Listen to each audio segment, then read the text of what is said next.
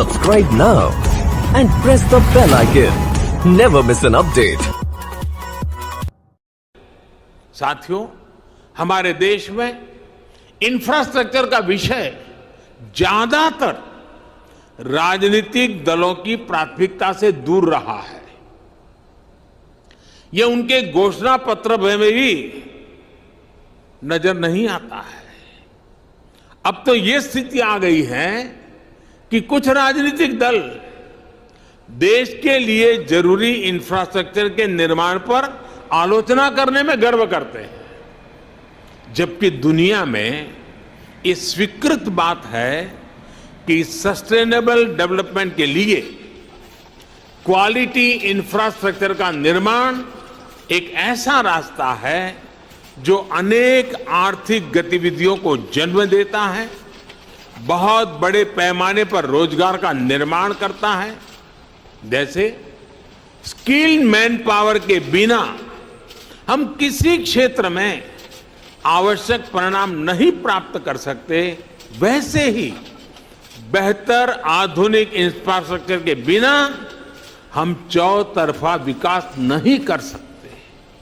साथियों, राजनीतिक इच्छा शक्ति की कमी के साथ ही देश के इंफ्रास्ट्रक्चर डेवलपमेंट को सबसे ज्यादा नुकसान पहुंचाया सरकारी विभागों के बीच आपसी तालमेल की कमी ने, आपसी खींचतान ने। राज्यों में भी हमने राज्य सरकारों और स्थानीय निकायों के बीच इस विषय पर तनाव होते देखा है।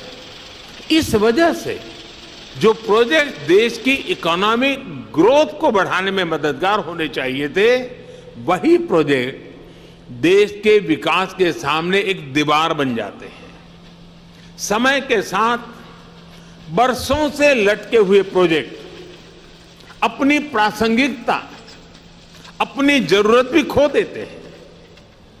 मैं जब 2014 में यहां दिल्ली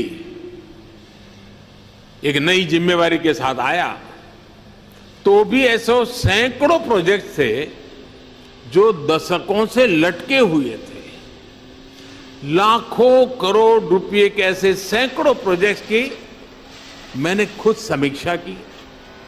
सरकार के सारे विभागों, सारे मंत्रालयों को एक प्लेटफॉर्म पर लाकर खड़ा कर दिया, सारी रुकावटों को दूर करने का प्रयास किया। मुझे संतोष है कि अब सबका ध्यान इस ओर गया है कि आपसी तालमेल की कमी की वजह से परियोजनाओं में देरी ना हो।